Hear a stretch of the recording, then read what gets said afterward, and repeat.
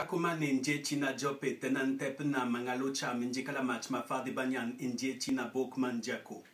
J'emprunte le temps d'une palabre tout cet héritage africain légué jadis. Je fais appel aux éléments, la terre, l'air, l'eau, le feu.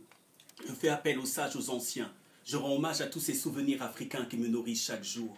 Je me souviens, mon père m'initiait au rite, aux traditions, aux valeurs de la famille. Il me disait de retenir tant d'expressions que j'avais du mal à comprendre. Par exemple, si tu aimes la feuille, aime également l'arbre. Un bâton peut séjourner longtemps dans l'eau, ce n'est pas pour autant qu'il deviendra un caïman. Quand tu lances la flèche de la vérité, trempe la pointe dans du miel.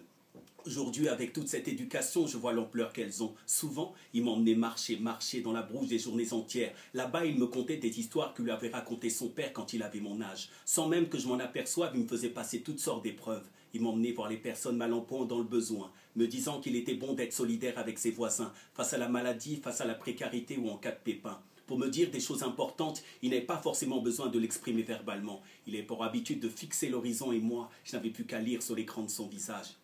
Face à toute situation, avec beaucoup de recul, il savait graver en moi d'une palabre la compréhension de la situation. Et moi, je prenais ça comme une nourriture spirituelle. À son époque, me disait-il, c'est par le biais du travail que l'on pouvait reconnaître la valeur et la force d'un homme. Il avait donc appris à relever la tête et être fier. Peu importe le travail exercé, il me disait que les choses se transmettaient de génération en génération.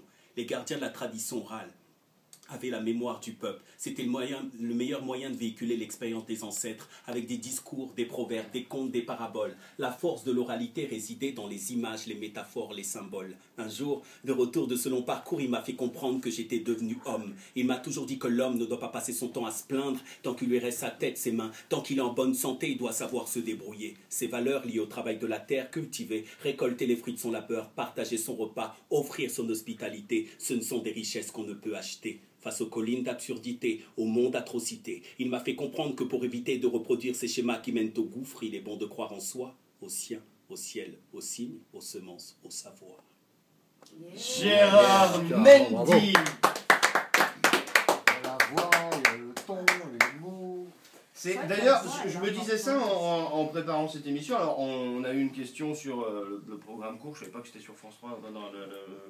C'est vrai que j'avais le souvenir de ces petits trucs. Est-ce qu'il y a des émissions de radio dédiées au slam? Ça paraît être le média idéal pour ça. Il y a des émissions de radio. Maintenant, elles ne sont pas très diffusées. Par exemple, il y a un site qui s'appelle Cri et Poésie. C'était leslam.org qui montrait un peu tout ce qui se faisait dans le slam, les scènes, les tournois, etc. On sait que le collectif 129H passe sur France Inter ou France Culture.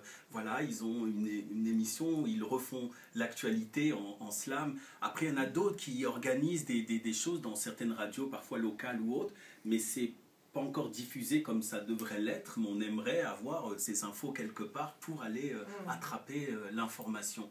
Et c'est vrai que par rapport à la radio, c'est quelque chose que je trouve intéressant et important, la voix. Et là, Carrément, carrément. C'est un peu